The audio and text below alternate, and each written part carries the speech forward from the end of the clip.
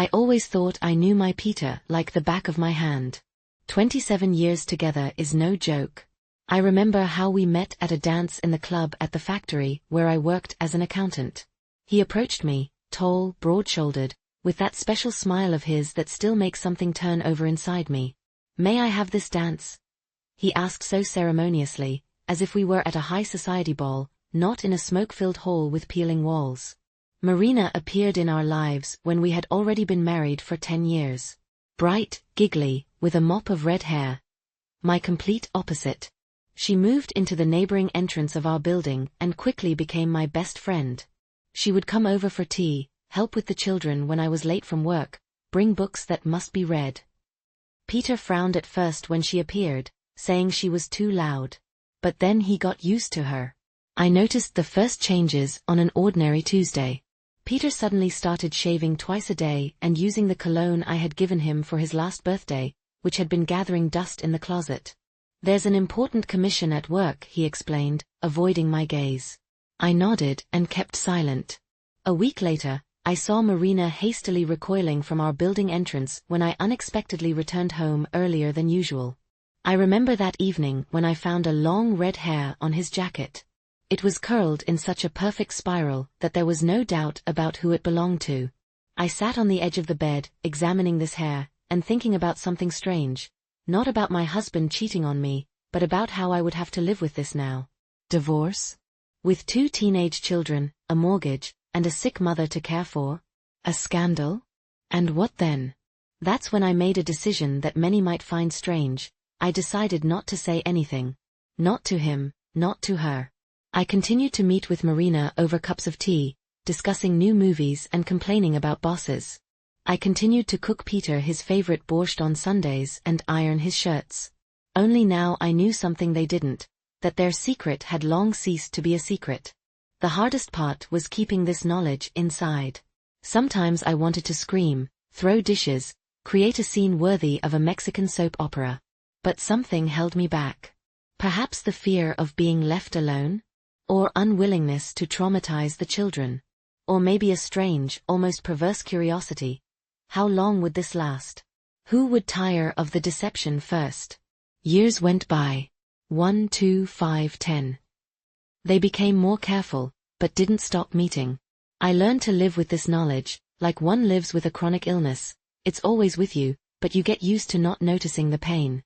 I found my own small joys, English courses, traveling with friends, working at a charity foundation. I watched my children grow, finding their own paths in life. And then something unexpected happened. Marina fell ill. Cancer, stage 4, the doctor's prognoses were discouraging.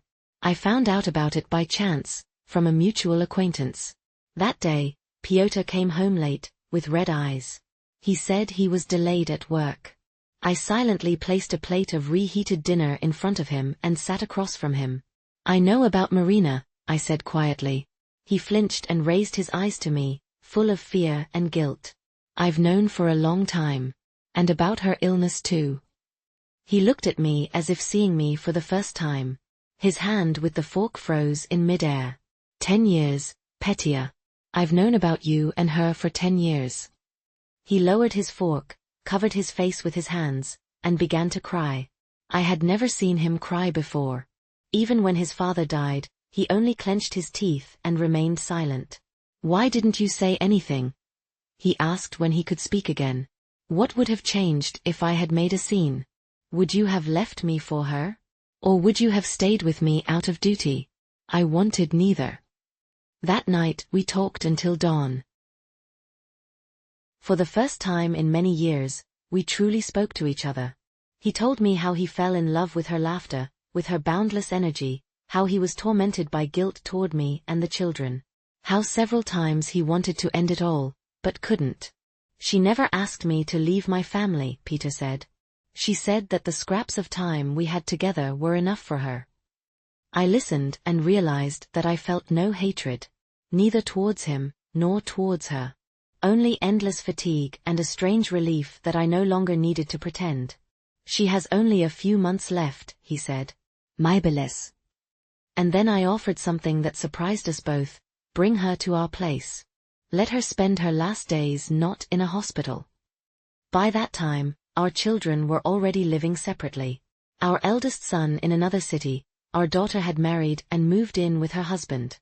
There was enough space in our 3-bedroom apartment. Marina initially refused. "How can I look you in the eyes?" she asked when I came to see her in the hospital. The illness had changed her beyond recognition.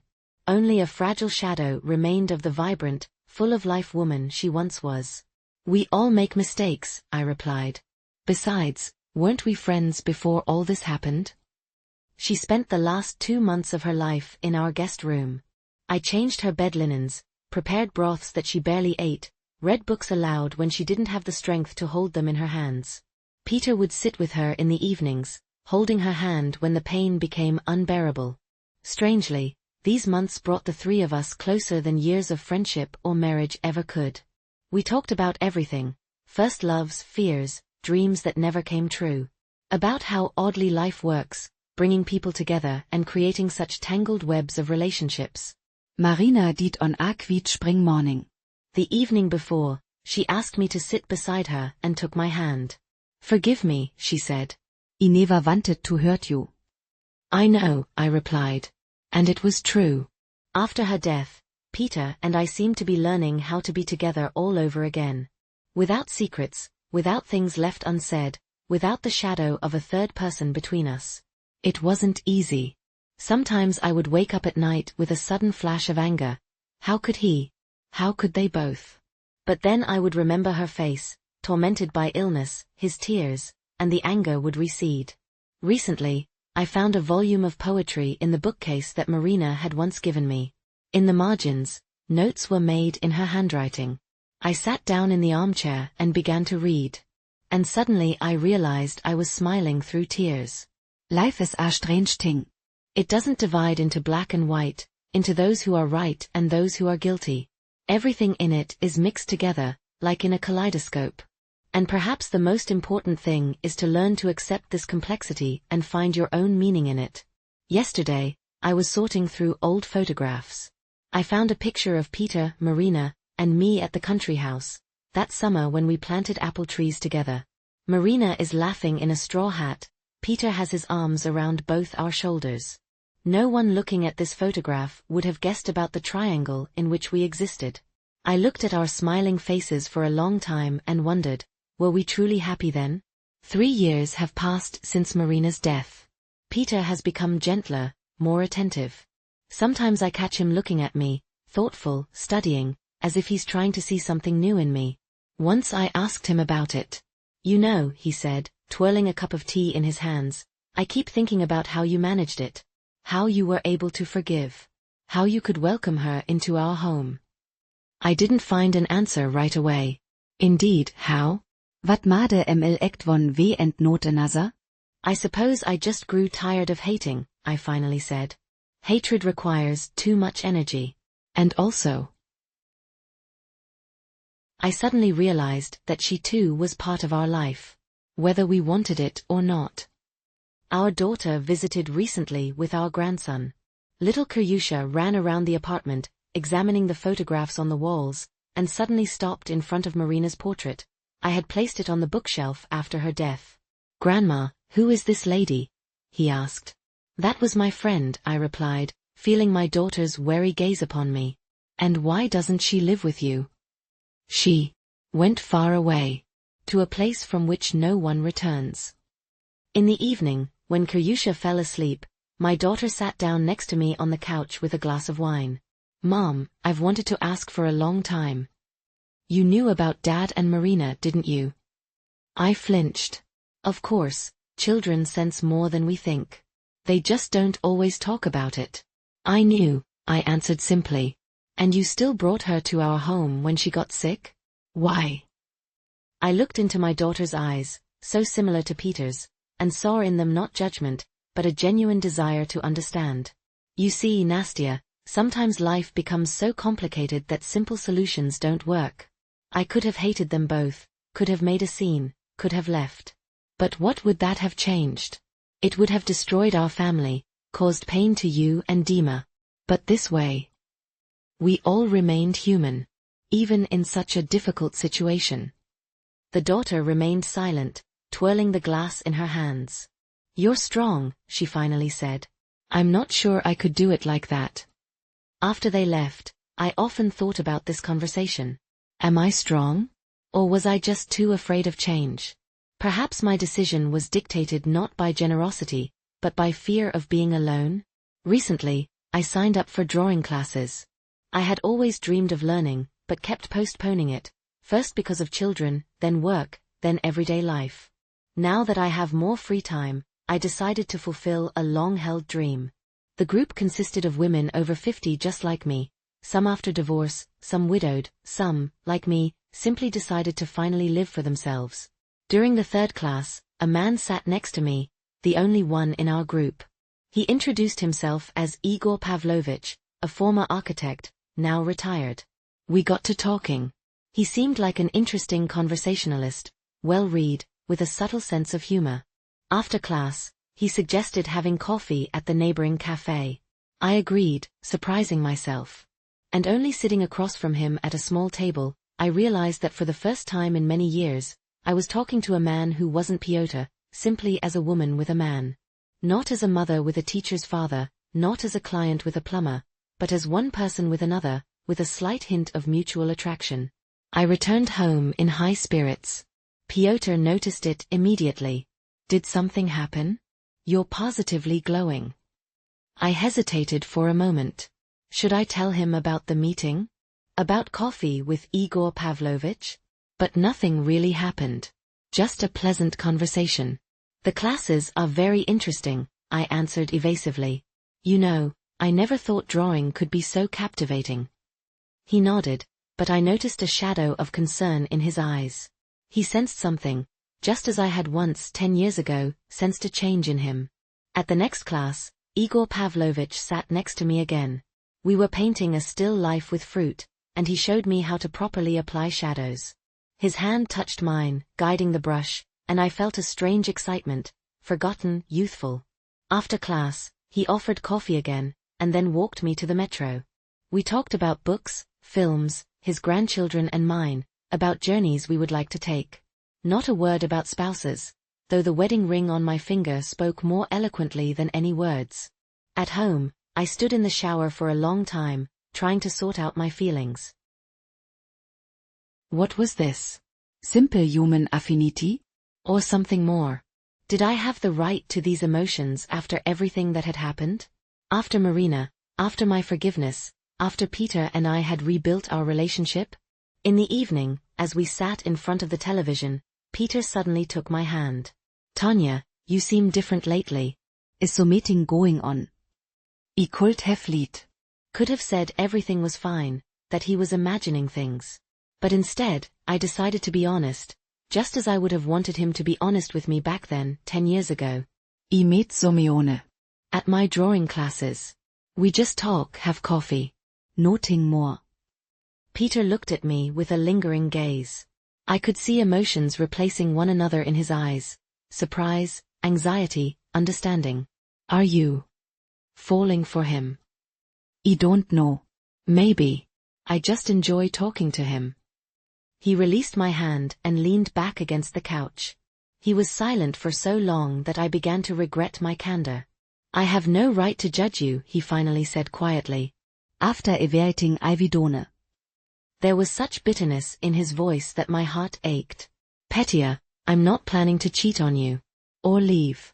I just wanted to be honest. He nodded, but I could see that my words hadn't reassured him. That night we lay side by side, not touching each other, each alone with our thoughts. In the morning, I cancelled my next driving lesson. I told myself it was temporary, that I needed to sort out my feelings. In reality, I was afraid. Afraid of the excitement that Igor Pavlovich stirred in me. Afraid of the possibility of hurting Pyotr, just as he had once hurt me. A week later, the phone rang. Igor Pavlovich was asking why I was missing classes. I said I was feeling under the weather. He suggested meeting anyway, just for tea and conversation. I declined, citing other commitments. Has something happened, Tatiana? He asked directly. Did I do something wrong? No, not at all. It's just that. I'm married. And I don't want any complications. There was a pause on the other end of the line. I understand, he finally said. But you know, sometimes just having a conversation with someone who interests you is happiness in itself. Without any complications. After this conversation, I sat in the kitchen for a long time, looking out the window. Beyond the glass, the first snow was falling. Early, not yet winter snow, melting before reaching the ground. I thought about life's peculiarities, about how fate sometimes offers us choices we're not ready for. In the evening, I told Peter about the call. He listened silently, then asked, "And what did you decide?" I don't know. Maybe I started this whole thing with the courses for nothing. Peter shook his head and unexpectedly took my hand. Tanja, don't abandon your courses because of me. I have no right to deprive you of what you enjoy, especially after everything. He didn't finish, but I understood. After Marina. After 10 years of living with this knowledge. After everything we've been through. It's not just about the courses, I admitted.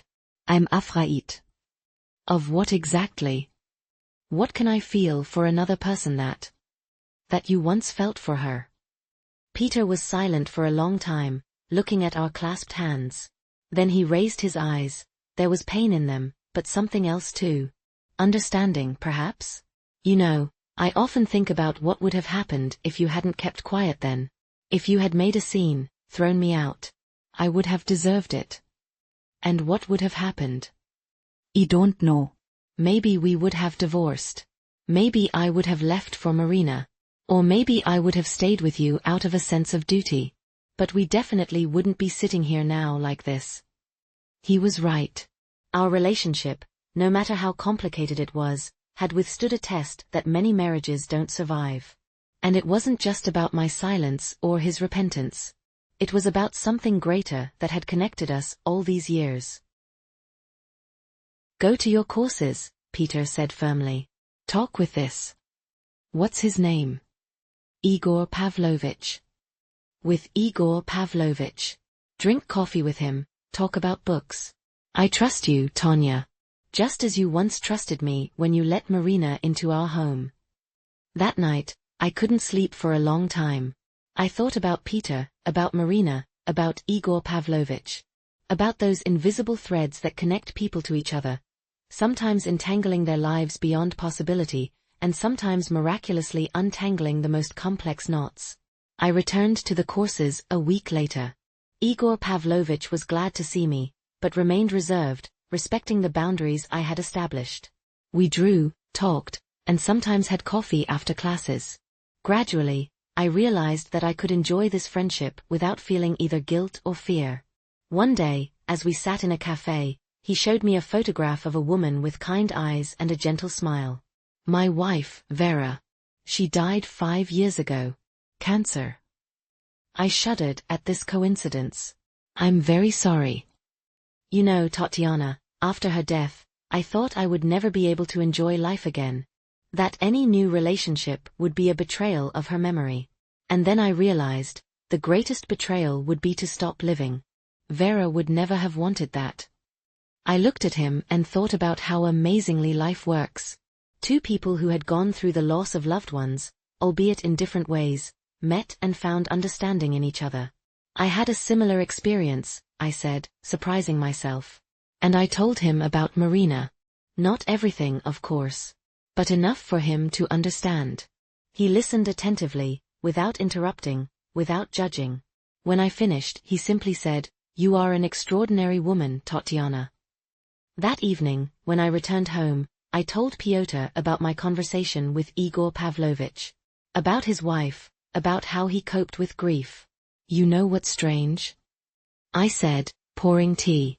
I used to think that our story with Marina was something shameful, something we couldn't talk about. But today I realized that it's simply a part of our life. Difficult, painful, but it made us who we are now. Pyotr thoughtfully gazed into his cup. I still remember her sometimes. Especially when I hear that song she loved. Remember, the one about the road to the clouds? I nodded. Of course, I remembered. Marina often hummed it when we cooked together or worked in the garden. It's normal to remember, I said. She was important to you. To both of us. The following Sunday, Peter surprised me by suggesting we go to an art gallery. He had never been particularly interested in painting, preferring to spend weekends watching sports or tinkering with his car. I thought you might find it interesting, since you've gotten into drawing, he explained, somewhat embarrassed. We wandered through the halls, examining the paintings. I told him about the techniques we were studying in my classes, about my favorite artists. He listened with genuine interest. At some point, I caught myself thinking that we hadn't spent time like this in a long time, just the two of us, discovering something new in each other and for each other. After the gallery, we stopped at a small cafe. At the next table sat a young couple. They were holding hands and looking at each other with eyes full of love. Do you remember how we used to sit like this too? Peter suddenly asked. In that coffee shop near your work. You always ordered cappuccino with cinnamon. And you, black coffee and apple pie, I smiled. And you always gave me half. Because I knew you loved it, even though you pretended to be watching your figure. We laughed, and in that laughter was something from those distant days when we were just beginning our journey together. In the evening when we returned home, Peter suddenly embraced me, just like that without any reason. Thank you, he said quietly. For what? For not giving up. Back then, with Marina. And now. I nestled against him, breathing in the familiar scent. His cologne, the laundry detergent I used to wash his shirts, something ineffably petty as that I would recognize among 1,000 other scents. You know, I think that love isn't something that happens to us once and remains unchanged, I said. It's something we create anew every day. Sometimes we destroy it and build it again. Like you and me.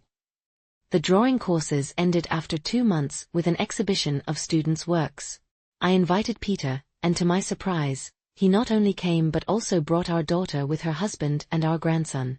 They stood in front of my still life with apples, expressing enthusiastic compliments which, of course, were exaggerated, but still warmed my heart. Igor Pavlovich came over to introduce himself. Peter shook his hand, and unexpectedly they got into a conversation. It turned out they had many common interests, from fishing to old Soviet films. I watched them with mild surprise and joy, 2 important men in my life finding common ground. After the exhibition, Igor Pavlovich suggested continuing our lessons in an informal setting, gathering once a week at someone's home to draw and discuss art. Several people from our group, including myself, agreed. Peter supported this idea and even offered our apartment for the first meeting. Are you sure you don't mind? I asked him later when we were alone. No, of course not. I like seeing you so inspired. It reminds me of the Tanya I fell in love with once. I smiled, touched by his words. Indeed, lately I had been feeling different, as if I had discovered something new within myself, something forgotten during years of family cares and routine. Our life was gradually gaining new colors. Peter and I started talking more, truly talking, not just exchanging everyday phrases. We began going out together more often, to the theater, to the cinema, or simply walking around the city. It was as if we were getting to know each other again after long years of living together. One day, while sorting through old things in the storage space above our closet, I found a box with letters. These were Peter's letters, which he wrote to me when he went on business trips during the first years of our life together. I opened the first letter and immersed myself in reading. Peter's handwriting. Sharp, slanting to the right, so familiar. Hello, my dear Tanyusha, began each message. I sifted through the yellowed pages, and images of our youth appeared before my eyes. Our first rented apartment, waiting for our son's birth, our plans for the future. Today I saw a dress in a store, exactly like that blue one you wore at our first meeting. I almost bought it, but then thought you'd probably want to choose it yourself. Instead, I'll bring you those candies you love. I didn't notice when Peter entered the room. He silently sat down beside me on the floor and peered over my shoulder. My God, these are my letters. You've kept them all these years. Of course, I replied, not taking my eyes off the lines. Look, Here's the one about how you searched for wild strawberries for me when I was pregnant with Nastia and desperately craved them. Peter took the letter, scanned it quickly, and smiled. I spent 3 hours wandering through the forest. Came back completely covered in mosquito bites, but with a full cup. We sat on the floor among scattered letters, reading them aloud to each other and remembering that time when everything was just beginning. A time when we believed our love was stronger than anything in the world. You know, Peter said thoughtfully, I sometimes think that the young man who wrote those letters was better than who I am now. Why do you think so? He was purer, more sincere. He wouldn't have betrayed you. I placed my hand on his. It was you, Petya. Just a different you. We all change. Make mistakes. Learn to live with them. Have you changed?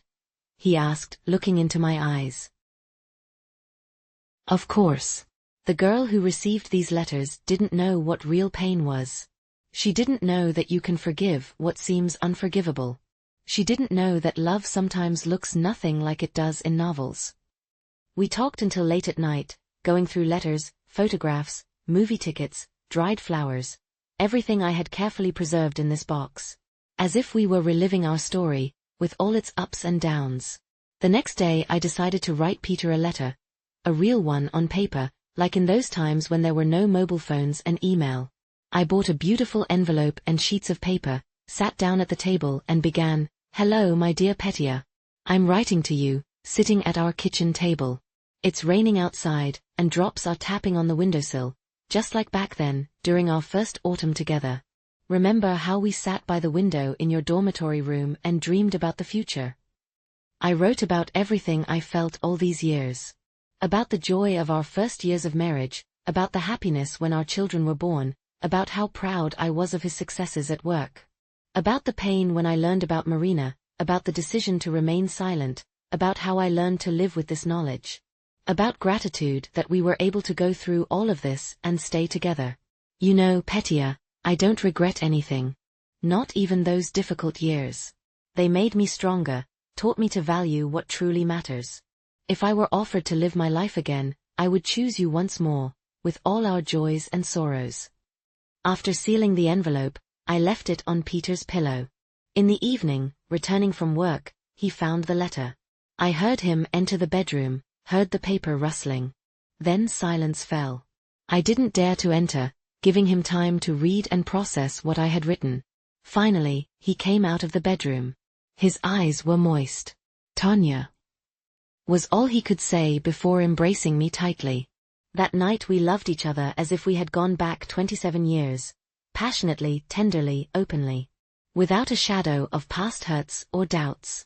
In the morning, when I woke up, Piotr was no longer beside me.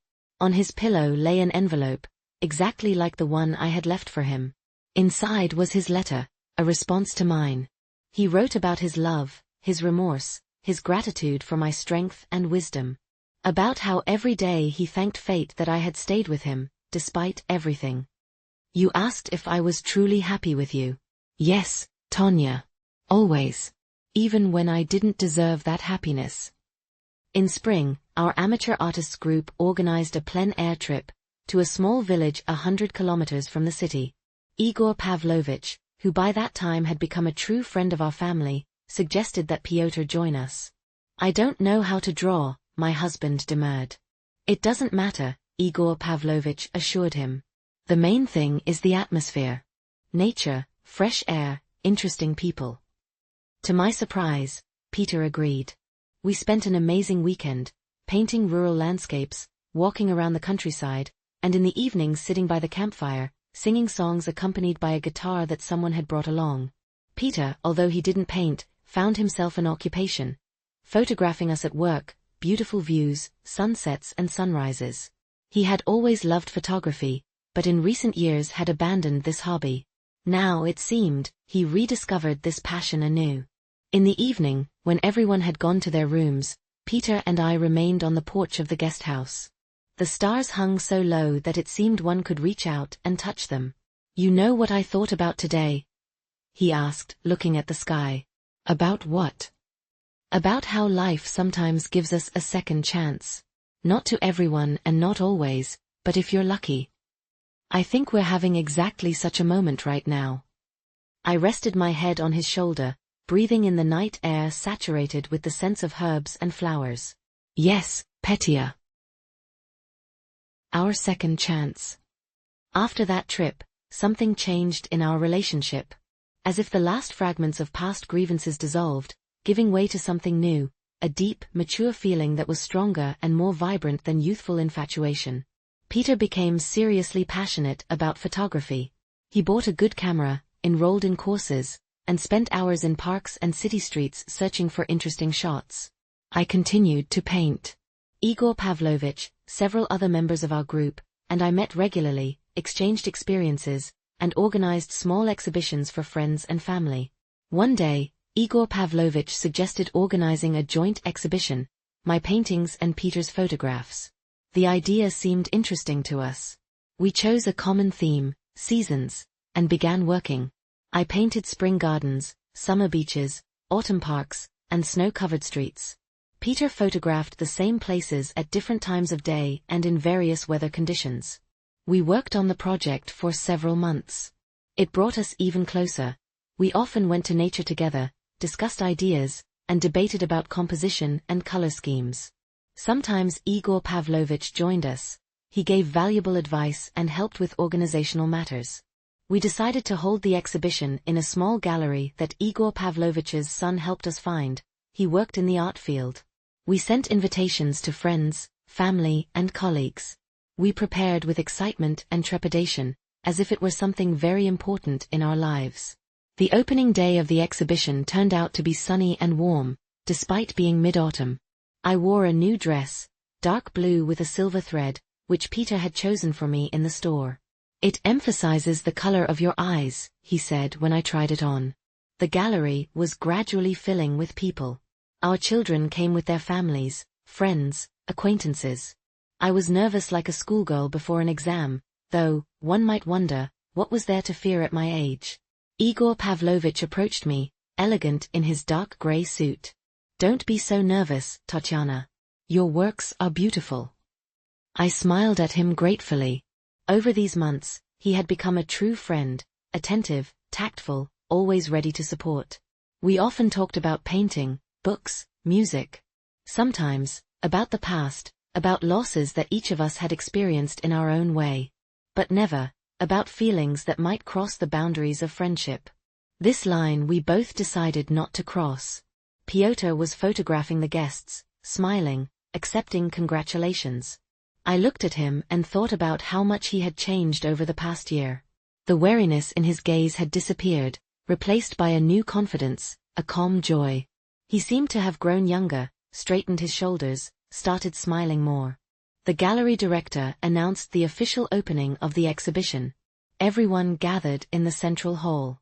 Igor Pavlovich said a few warm words about our creative union, about how interestingly painting and photography combine, creating a multidimensional image of the seasons. Then, unexpectedly, Peter took the floor. He had never been a good orator, always feeling embarrassed during public speeches. But now he spoke confidently and calmly. "I want to thank everyone who came today. Especially you, Tanya." He turned to me, and in his eyes I saw something I hadn't seen for a very long time, admiration. "None of this would have happened without you. You taught me to see beauty in places I used to pass by. You taught me to cherish every moment of our life." I felt a lump rising in my throat. Peter approached me, took my hand and continued, now addressing everyone, "You know, this exhibition for us is not just a display of paintings and photographs. It's the story of our life. With all its seasons, bright and gloomy, sunny and rainy." I squeezed his hand in response, unable to utter a word due to the overwhelming emotions. After the official part, the guests dispersed throughout the halls, examining the exhibition. I was standing next to one of my favorite paintings, an autumn park bathed in golden light, when my daughter approached me. "Mom, this is amazing," she said, hugging me. "And you know what's most surprising? I haven't seen you and Dad this happy in a long time." "We truly are happy, Nastya," I replied, looking across the hall at Peter, who was enthusiastically explaining something to our grandson, pointing at a photograph with a winter landscape. "After everything that happened, I didn't think you would be able to." I turned to my daughter. In her eyes, I could read a question she didn't dare to ask directly. "You know, Nastenka, sometimes you need to go through the darkest times to truly appreciate the light. Your father and I went through a lot. And perhaps that's exactly why we now know how to value what we have." She nodded thoughtfully. "And Igor Pavlovich? You like him, don't you?" I smiled. It was difficult to hide anything from my daughter, just as it once was from myself. "Yes, I like him. He's a good person, an interesting conversationalist. But there's only friendship between us, Nastya. A strong, warm friendship that I cherish." "Does Dad know?" "Of course. We don't keep secrets from each other anymore." In the evening, when all the guests had left, Peter, Igor Pavlovich, the gallery director, and I sat in a small cafe nearby, discussing the event that had just taken place. The exhibition was a success. Several works were even purchased, which was unexpected and pleasant. "To your creative partnership," Igor Pavlovich raised his glass of wine. "And to new projects." We clinked our glasses. I caught Peter's gaze, warm, loving, grateful. In that moment, I understood that our second chance wasn't just beautiful words. We had truly begun a new chapter in our lives. And this chapter promised to be no less interesting than the previous ones. After the exhibition, our life entered a new phase. Peter seriously took up photography. His work was noticed, and he began receiving invitations to various events as a photographer. I continued painting and even sold several paintings through the same gallery. Igor Pavlovich became a frequent guest in our home. Sometimes he came alone, sometimes with his son and grandchildren. We arranged dinners together, played board games, and watched old movies. Our friendship strengthened, becoming something important for all of us. One day, when the three of us were sitting on the veranda of our country house, Peter had recently equipped it as a summer studio for my painting. Igor Pavlovich suddenly said, "You know, I've been thinking for a long time whether I should say this. But I suppose I will. Tatiana, when we first met at the courses, I was charmed by you. And if it weren't for your honesty then, in the cafe, who knows how everything would have turned out." I froze with the brush in my hand. Peter, who was sitting nearby with the camera, also raised his head. "But I'm grateful to fate for how everything turned out," Igor Pavlovich continued with a gentle smile. "Instead of a fleeting infatuation, I found true friends. And, you know, at our age, that is perhaps more valuable." "Thank you for your candor, Igor," Peter said seriously, extending his hand to him. "And for your friendship." They exchanged a firm handshake, and I suddenly felt tears welling up in my eyes. Not from sadness, but from some bright feeling of gratitude for these two men, for their wisdom and kindness. That evening, after Igor Pavlovich had left, Peter and I sat for a long time on the veranda, watching the sunset. His hand rested on top of mine, warm and reassuring. "Do you know what I'm thinking about?" he asked. "What?" "About how strangely life is arranged. If someone had told me 10 years ago that I would be sitting like this with you, happy, after everything I've done. That we would have a mutual friend, a shared passion, new plans. You wouldn't have believed it," I finished for him. "I wouldn't have believed it," he agreed. "And I'm also thinking about Marina. About how she probably would have wanted us to be happy. Both of us." I nodded. Strangely, Marina's name no longer caused a painful twinge in me. Only a gentle sadness and perhaps gratitude for the lesson we all received. "She would have been happy for us," I said. "Especially for your photographs. Remember how she always asked you to take pictures of her against the backdrop of blooming apple trees?" Pyotr smiled at the memory. "I remember. She said she felt younger among the flowers." We sat in silence, each lost in our own thoughts. Then Pyotr suddenly stood up and extended his hand to me. "Shall we dance? Here? Without music? Do we need music?" He put his arm around my waist, and we twirled around the veranda in a slow dance.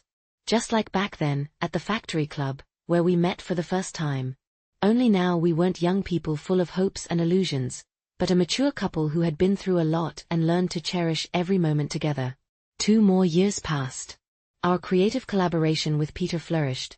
We organized several more exhibitions, and even published a small album featuring his photographs and my paintings.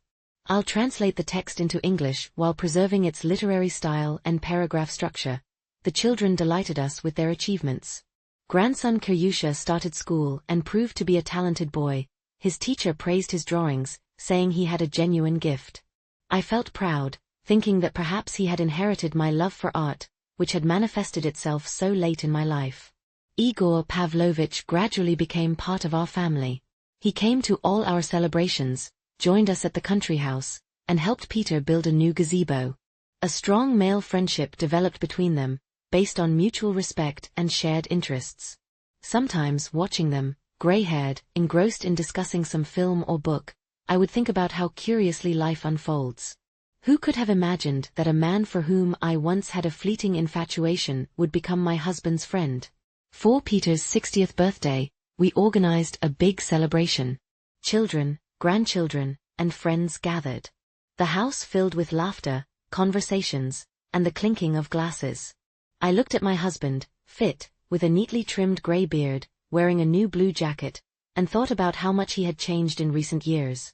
In his eyes appeared an inner light, the confidence of a man who had finally found his place in life. In the evening, when the guests had left and we were sitting in the kitchen finishing our tea, Peter suddenly said, "You know, I've been thinking a lot about our life today. About what we've been through. And I realized one thing." "Which one?" I asked, collecting the cups from the table. "That true love isn't about pink clouds and butterflies in your stomach. It's a choice we make every day. A choice to stay together, no matter what." I put the cups in the sink and turned to face him. "And I've also realized," he continued, looking straight into my eyes, "that I'm incredibly lucky to have you. You chose me every day. Even when I didn't deserve it." I walked over to him and wrapped my arms around his shoulders, pressing my cheek against the top of his head. "We chose each other, Petya. Every day. And we will keep choosing each other." In the summer, we decided to fulfill a long-held dream, to embark on a journey across Europe. Previously, things never quite worked out. Either we lacked money or time, or health issues got in the way. Now, with our children grown and both of us retired, although Pyotr continued to work part-time as a photographer, and I occasionally conducted drawing workshops, we could finally afford this trip. We planned the route together, bending over the map of Europe. We decided to start with Prague, then Vienna, Budapest, Venice, Florence, Rome. Igor Pavlovich, who had visited these cities before, gave valuable advice: where to stay, what to see, which museums not to miss. "You must visit the Uffizi Gallery in Florence," he said, marking the spot on the map. "And don't forget about the small towns of Tuscany. That's where the real Italy is, unexplored by tourists." We listened, took notes, and anticipated. I bought a new sketchbook. I wanted to draw during the trip. Pyotr checked his cameras, lenses, and memory cards. We prepared for this journey like children awaiting a long-anticipated celebration. A week before departure, something unforeseen happened. Peter felt unwell, a sharp pain in his chest, shortness of breath. I called an ambulance. The diagnosis turned out to be serious, a heart attack. Not extensive, but significant enough for doctors to strongly recommend postponing the trip. "No flights or long journeys for at least 6 months," said the cardiologist, writing out prescriptions for medications. "Rest, diet, moderate physical activity." I saw how upset Peter was. He lay in the hospital room, pale, gaunt, looking out the window with an expression as if something very important had been taken away from him. "It's not so bad," I said, sitting on the edge of his bed. "We'll go in 6 months. Or in a year. Europe isn't going anywhere. What if I can't? What if my health fails completely?" I took his hand, so familiar, with protruding veins and age spots. "You can do it. We will definitely go. And until then, we'll prepare even more thoroughly. We'll study all the museums, all the routes. We'll know every corner before we even get there." He smiled weakly and squeezed my hand. "Do you promise we'll go? Even if we have to wait?" "I promise." Rehabilitation after the heart attack turned out to be long and challenging. Peter, always active and energetic, struggled to adapt to the limitations. He wasn't allowed to lift heavy objects, walk for long periods, or get nervous. He had to temporarily give up photography sessions that required physical effort. I tried to maintain his fighting spirit. We went on short walks together, gradually increasing the distance. I cooked according to a special diet, without salt, fatty foods, or fried dishes. I made sure he took his medications on time. Igor Pavlovich often visited us. He brought books, told amusing stories from his life, and played chess with Peter. One day, he came with an unusual proposition. "Since you can't go to Europe, why shouldn't Europe come to you?" We exchanged puzzled glances. "I have an idea," he continued with a mysterious smile. "Let's organize themed evenings. Each week, a new country or city. With appropriate cuisine, music, movies. We can even dress up." The idea seemed amusing to us. And so the following Saturday we arranged a Prague evening. I prepared Czech dumplings and goulash following a recipe from the internet. Igor Pavlovich brought Czech beer and played Dvořák's music. We looked at photographs of Prague on the large TV screen, while Igor Pavlovich, who had visited there several times, told interesting stories about the city. Petr clearly took to this idea. I saw how his eyes lit up, how attentively he listened, asking questions. At one point he even stood up and, despite the doctor's prohibitions, danced with me to a Czech polka. That's how our virtual Europe began. Every Saturday we visited a new city. The Vienna evening was memorable for Strauss waltzes and apple strudel. In Budapest, we tried goulash and Tokaji wine. Venice featured masquerade masks that Igor Pavlovich had brought from an actual trip, and Italian canzonas. Children with grandchildren and other friends started joining our evenings. On Saturdays, our home transformed into a little European corner, full of laughter, music and aromas of unusual dishes. Peter's health gradually improved. 3 months after the heart attack, the doctor noted positive dynamics. 2 months later, he allowed more active walks and even light work. Peter immediately took up his camera, first taking pictures at home, then in a nearby park, and by winter he was able to go out for full-day photo sessions. Our dream of a real journey had not faded. We continued planning, studying routes, and saving money. But now something new was added, the understanding that happiness is not necessarily somewhere far away. It can be right here, within familiar walls, among loved ones. In spring, exactly 1 year after the cancelled trip, the cardiologist finally gave permission for travel. Just without fanaticism, he warned. No marathons through museums from morning till night. Regular rest, medication, blood pressure monitoring. We promised to follow all prescriptions. And so, a year after the originally planned date, we finally embarked on our European journey. Prague welcomed us with sunshine and a cool wind. We walked across the Charles Bridge, holding hands, and I thought about how long we had been walking toward this moment. Not just the year after Peter's illness, but all these 30 years together. With their joys and sorrows, ups and downs, betrayal and forgiveness. Peter photographed everything in sight. The statues on the bridge, riverboats floating along the Vltava, tourists, pigeons. I made sketches in my album, quick, light drawings of urban landscapes that later, upon returning home, I would transform into full-fledged paintings. "You know," said Peter, lowering his camera and looking at the setting sun that painted the water in golden hues, "I'm grateful to my heart." "For what?" I asked, surprised. "For that heart attack. It made me rethink many things. Understand that each day is a gift. And that happiness shouldn't be postponed for later." I pressed against his shoulder, feeling a lump rising in my throat. A year ago, I was afraid I might lose him. Now we stood on a bridge in Prague, and ahead of us were so many cities, so many roads, so many moments that we would experience together. Our journey across Europe stretched to a month and a half. We didn't rush, following the doctor's recommendations. In each city, we stayed for several days, alternating active walks with rest. I drew, Piotr took photographs. We sat in small cafes, tried local cuisine, talked with locals in a mixture of English and sign language. Every evening, upon returning to the hotel, we called home, our children, grandchildren, Igor Pavlovich. We shared our impressions, showed photos through video calls. Igor Pavlovich gave advice on what else to see, where to go. Venice amazed us with its surreal beauty, like a set for a film about love. We rode in a gondola, and the gondolier, learning that we had been together for 30 years, sang an old Italian love song for us.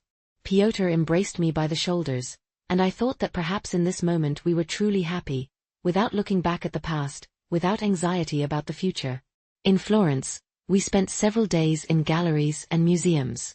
We stood before the paintings of great masters, and I felt a strange kinship with them, across centuries, across space. Now I understood why Igor Pavlovich had insisted that we visit the Uffizi Gallery. Seeing Botticelli's Birth of Venus in person, I couldn't hold back tears, such was its beauty, such perfection. "Are you crying?" Peter asked in surprise. "With happiness," I replied. "Because humans are capable of creating such beauty. And because we are here together and can see it." He nodded understandingly and squeezed my hand tighter. In Rome, we spent the last week of our journey. We wandered through ancient streets, sat on the steps of the Spanish stairs, tossed coins into the Trevi fountain, wishing to return here once more. On our last evening before departure, we dined at a small restaurant not far from our hotel. Peter ordered a bottle of Italian wine, although he usually avoided alcohol after his heart attack. A special occasion, he winked. The last evening in the Eternal City. We were sitting at a table on the open terrace, with the evening Roman life bustling around us, tourists, locals, street musicians. Peter raised his glass. "To us, Tonya. To what we've been through. And to what lies ahead." I smiled and clinked my glass with his. "To us."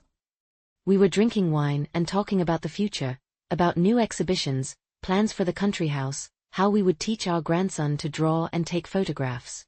About countries we still wanted to visit. "You know what I want most of all?" Peter suddenly asked. "What?" "Just to be with you. Every day. To see you wake up in the morning, to watch you draw, to hear you laugh.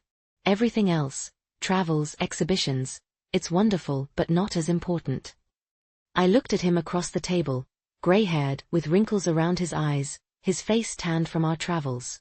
And I saw in him both that young man who had asked me to dance at the factory club, and the mature man with whom we raised our children, and the one who betrayed me with Marina, and the one who mourned her in our guest room.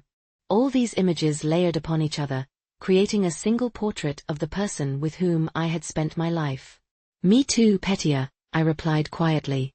"Just to be with you." We returned home filled with impressions. Igor Pavlovich met us at the airport with a bouquet of wildflowers. He knew I preferred them to luxurious roses. "Well, tell me everything," he demanded as we rode in the taxi. "Everything in order." We eagerly shared our impressions, showed photos on the camera, and promised to arrange a proper slideshow at home. Igor Pavlovich listened with genuine interest, asked questions, and compared our impressions with his own. At home, a surprise awaited us. The children and grandchildren had organized a real homecoming celebration. They had set the table and hung a handmade poster saying, "Welcome home, travelers." Kiryusha had drawn a picture, Petr and me in front of the Colosseum, somewhat naive but very touching. Life gradually returned to its usual course, but something in us had changed after this trip. Perhaps we became even closer to each other. Perhaps we learned even more to cherish each day together. Peter began working on a photo album of our journey. I started on a series of paintings inspired by our European impressions. We often sat in his study in the evenings, he at the computer processing photographs, I with a sketchbook on my knees, discussing how to better capture the atmosphere of one place or another. Igor Pavlovich suggested organizing a new exhibition, European Motifs. We liked the idea. We began preparing, selecting works, thinking about the presentation. One evening, when Peter and I were sorting through photographs from Venice, he suddenly paused at one image. Me standing on the Rialto Bridge, looking at the water, the wind tousling my hair. Do you know what I thought when looking at this photograph? He asked. What? That you're beautiful. You've always been beautiful, at 20, at 40, and now. I felt embarrassed. At my age, compliments are perceived differently, not as something expected, but as a gift. Thank you, I said simply. And I also thought that I want to update our wedding photographs. I looked at him in surprise. What do you mean? Well, you know, it's fashionable now to have photo shoots for wedding anniversaries. Dress up nicely, hire a photographer, go to some picturesque place. I laughed. Petya, we're almost 65. What kind of photo shoots? Why not? Is age really an obstacle for beautiful photographs? For love? I pondered. There was wisdom in his words. Why should we deny ourselves joy just because we're not 20 anymore? All right, I agreed. Let's arrange a photo shoot. But we won't invite a photographer, we have our own, the best one. But I want to be with you in the photos, not behind the camera. Then we'll ask Igor Pavlovich. He takes decent photographs. That's how we decided. We chose the date, exactly 30 years from our wedding day, the place, the city park where we once strolled as bride and groom, and began preparing. I bought a new dress, not white of course, but soft blue with lace trim. Peter ordered himself a suit, dark blue, elegant, emphasizing his still slender figure. We chose a date in late May, when the park is drowning in blossoms, and everything around seems created for beautiful photographs. Igor Pavlovich enthusiastically accepted our proposal to be the photographer for this unusual photo session. He even took several lessons from Peter to better understand the shooting technique and the features of his camera. Just keep in mind, he joked, I don't promise masterpieces like a professional would. But I'll try to make you look no worse than Hollywood stars. On the day of our second wedding photo session, the weather was perfect, warm, sunny, with a light breeze. The park truly looked magical, blooming apple trees, lilacs, tulips in the flower beds. I was nervous, like a girl before her first date. Peter was anxious too, constantly checking if he looked good, if his suit wasn't wrinkled. We met Igor Pavlovich at the park entrance. He arrived with 2 cameras hanging around his neck and a large bag of additional equipment. Well, newlyweds, are you ready? He winked at us. And we began. At first, it was a bit awkward to pose. After all, we weren't 20 anymore, and we had no experience with such photo sessions. But gradually we relaxed and started to enjoy the process. Igor Pavlovich turned out to be an excellent director, suggesting poses, finding interesting angles, joking, creating a casual atmosphere. We took photos against the backdrop of flowering trees, by the fountain, on an ancient bridge over a stream. Peter twirled me in a dance, we laughed, held hands, looked at each other as if we had just met and fallen in love. At some point, a young couple with a small child approached us. Excuse me, the girl addressed Igor Pavlovich, could you take a photo of us? You have such a nice camera. Of course, he agreed and took a few photos of the young family. Thank you so much. Are you a photographer? Are you taking pictures of this couple? The girl inquired, nodding toward Peter and me. Yes, today is their wedding anniversary. 30 years together. The girl looked at us with genuine admiration. 30 years. That's so wonderful. And you still do such romantic photo sessions. Love has no age, Peter smiled, embracing my shoulders. When the young family left, I noticed how Igor Pavlovich was looking at us with a particular expression, a mixture of tenderness, respect, and perhaps a touch of melancholy. You are a remarkable couple, he said, lowering his camera. I'm glad to know you. Glad that I can be part of your story.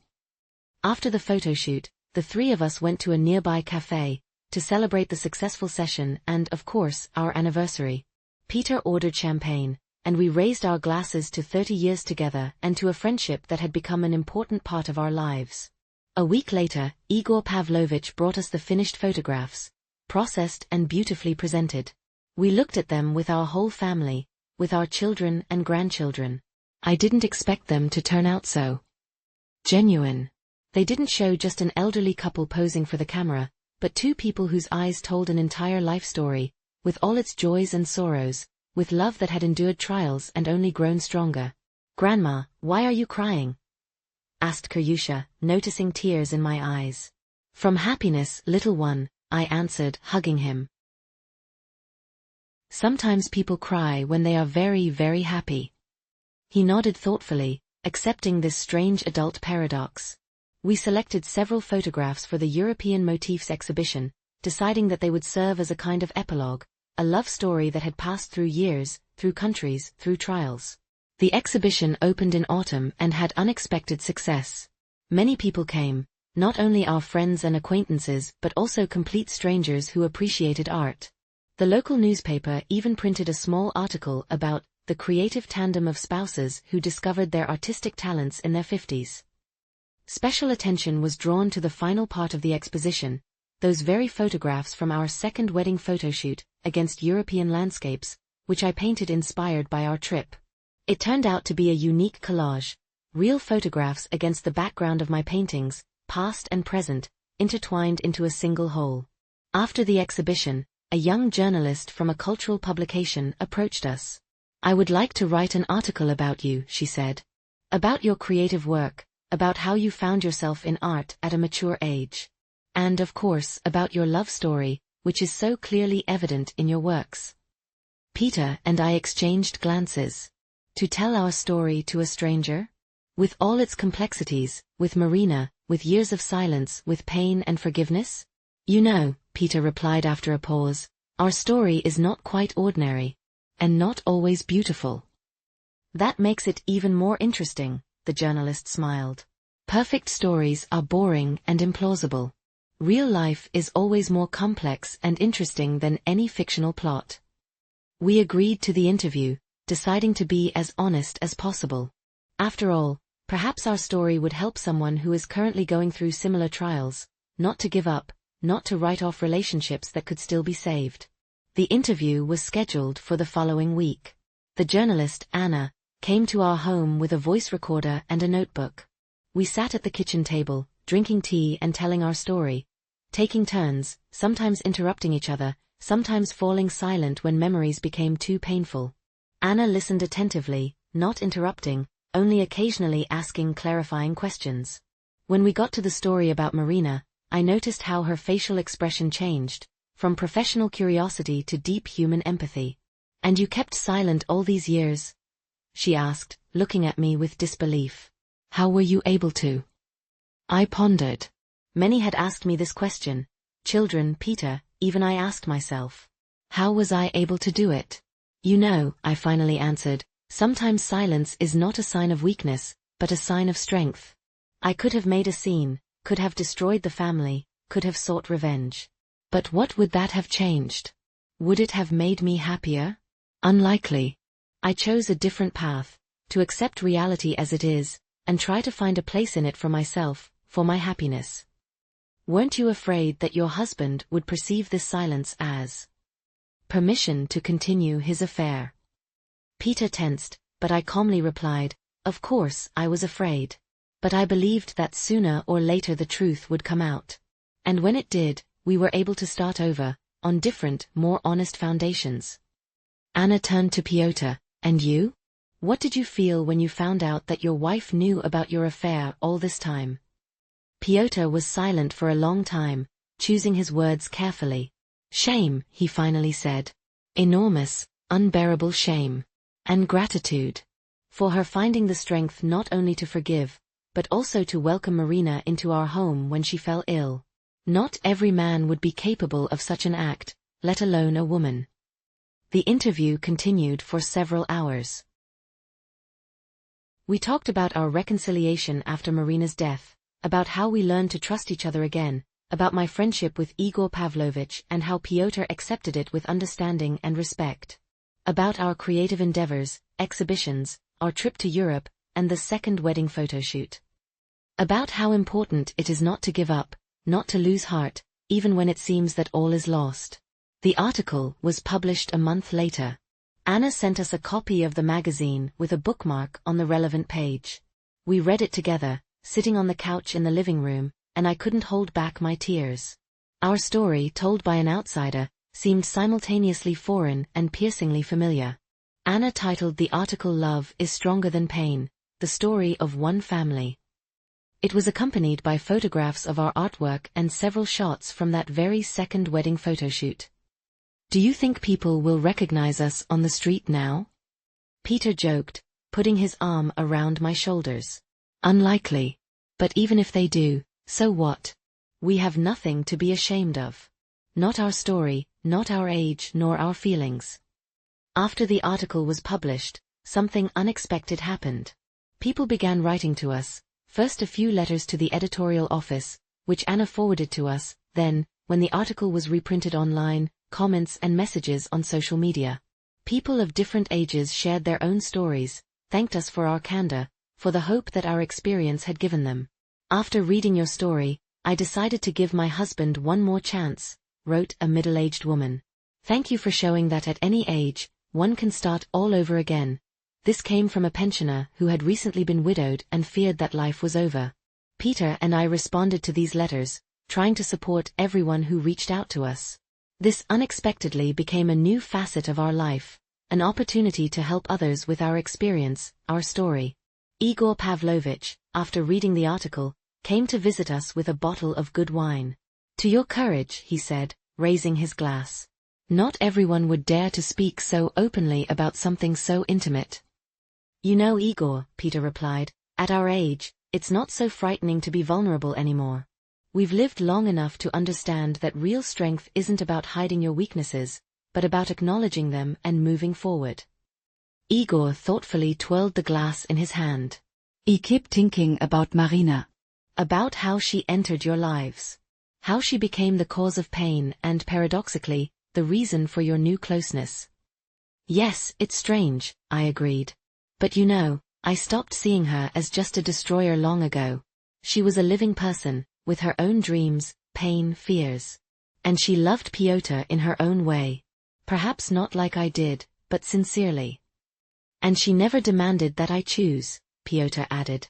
"She never said, 'Leave your wife.' She accepted what she could get." "Do you think she was happy?" Igor asked. Peter and I exchanged glances. This was a question we had asked ourselves more than once. "I think at times, yes," Peter answered. "In those moments when we were together. But complete happiness? Unlikely. There was always something unsaid, a secret, the necessity to hide." "And then the illness," I quietly added. "But you know, Igor, I believe that in those last months, when she lived with us, when all three of us could finally speak openly. I think during those months she found some kind of peace. Some kind of reconciliation." Igor silently nodded, and we drank to Marina, a woman who, without intending to, changed our lives, forcing us to journey through pain toward a new understanding of love. 2 more years passed. Our life flowed calmly and steadily, filled with creativity, time with our children and grandchildren, and new travels. Not as lengthy as our European trip, but no less interesting. Peter and I continued to organize exhibitions, and even published a small album of our work, my paintings and his photographs.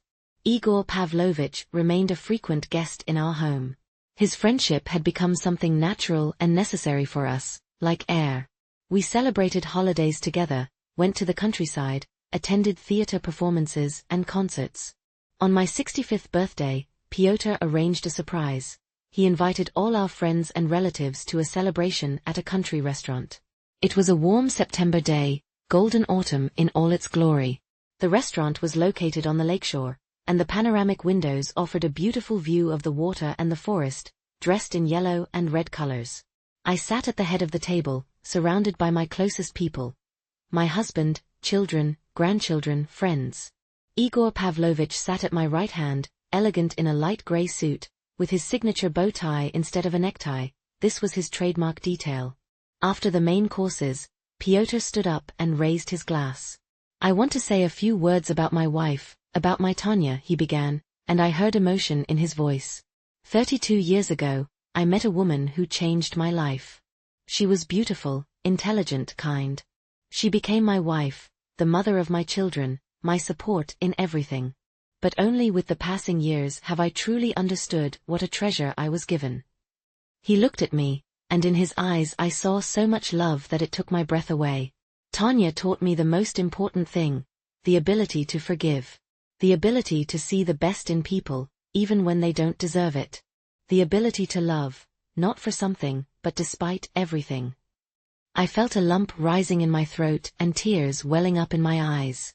I am grateful to fate for every day with you, Peter continued. For every minute. And I promise that I will be by your side as long as I have strength. I will love you, cherish you, value you. Because you are the most precious thing I have. He came up to me, leaned down and kissed me, tenderly, tremulously, like in our youth. The guests applauded, someone shouted bitter. And we laughed through our tears. After Peter, Igor Pavlovich took the floor. He spoke about our friendship, about how important it is at any age to remain open to new things. New people, new hobbies, new feelings. About how Peter's and my story inspired him not to give up, not to withdraw into his grief after his wife's death. You showed me, he said, looking at both of us, that life continues as long as we are capable of loving. And it doesn't matter how old we are, what we've been through, what losses we've endured. The main thing is to remain open to this life, this love. The evening continued. Music played, people danced, talked, laughed. I looked at them and thought about how curiously life unfolds, how unexpectedly people's destinies intertwine, how from pain and disappointment sometimes a new, deeper love is born. Peter approached me and extended his hand. Shall we dance?